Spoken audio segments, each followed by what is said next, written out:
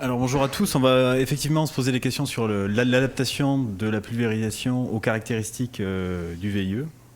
Et notamment, on va faire un focus sur les vitesses d'avancement et voir quelles peuvent être les conséquences. Alors sachant qu'en préambule, je dirais qu'il n'y a pas vraiment d'études qui ont été réalisées spécifiquement sur le mode de conduite du VIE, mais on verra quelles sont les conséquences des principales caractéristiques. Alors tout d'abord, c'est les règles de bon sens, mais quand vous voyez cette photo-là, on voit bien que par rapport à un mode de conduite plus conventionnel, il faut mieux cibler la végétation. Alors on voit que quand on part sur un cordon, sur un sol cordon avec un fil, on voit qu'il y a besoin dès le début de cibler extrêmement bien la végétation et sans doute plus que sur un mode classique. Bon, ça c'est les règles de bon sens. Des autres éléments de bon sens, c'est aussi le mode de développement avec les grappes sur le côté, une forte épaisseur. Ça va engendrer sans doute des situations qui sont plus discriminantes sur la pénétration que ce qu'on peut avoir avec d'autres modes de conduite.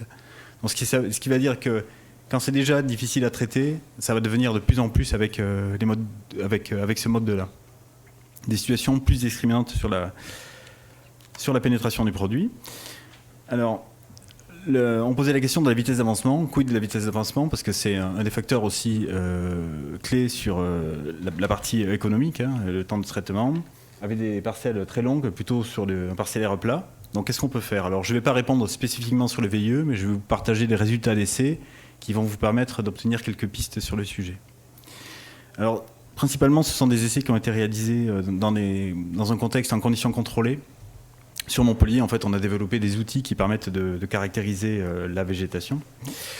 Et c'est comme ça, c'est des vignes artificielles où on passe des pulvérisateurs, on peut mesurer, toujours dans les mêmes conditions, différentes façons de pulvériser, différents réglages, différents matériels et avoir des comparaisons, toutes choses égales par ailleurs. Voilà. Donc les résultats que je vais vous présenter, ils illustrent en fait, on s'intéresse non pas à la quantité de produit qui est pulvérisé par hectare, mais à la quantité de produit qui arrive par unité de surface sur le végétal. Voilà, c'est comme ça que les résultats, je vais vous les présenter. Donc notamment là, c'est des influences. On a essayé de mesurer pour une voûte. Alors ça, c'est le matériel qui est utilisé principalement, le plus généralisé dans les vignobles méridionaux, du matériel pneumatique avec des voûtes 4 mains, 4 canons qu'on a testé à différentes vitesses d'avancement. Et le diagramme suivant, vous pourrez voir la distribution sur les différents rideaux. Vous voyez, là j'ai pas de pointeur, tu as un pointeur? Merci. Donc vous avez ici les tests d'un même matériel qui a été réalisé entre 3 km/h et 8 km/h.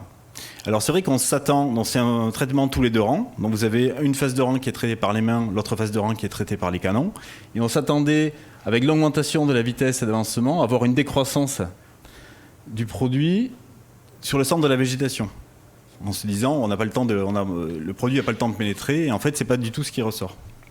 Alors on a fait un essai, 2 essais, confrontés aussi sur vignes réelles, et c'est globalement ce qu'on a pu observer. Donc ce qui voudrait dire, moi je ne vais pas vous conseiller à tout le monde de passer à 9 km/h, parce que souvent c'est pas possible, il y a d'autres contraintes. En tout cas, ce qui ressort, c'est que la vitesse d'avancement, dans la majorité des cas, je ne dis pas dans tous les cas parce qu'on n'a pas complètement tout étudié, mais ça serait plus une limite ergonomique qu'une limite agronomique. Je vais vous présenter quelques résultats qui vont compléter ça. Si maintenant vous utilisez le même matériel avec un passage tous les 4 rangs, ici représenté, vous allez avoir la vigne qui n'est traitée que d'un seul côté du rang.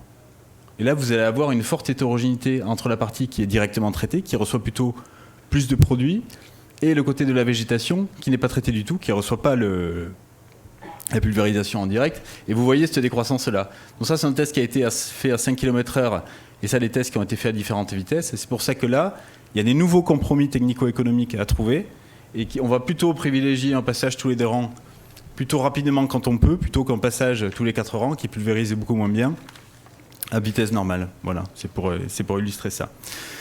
De la même manière, on a fait des essais avec des aéroconvecteurs.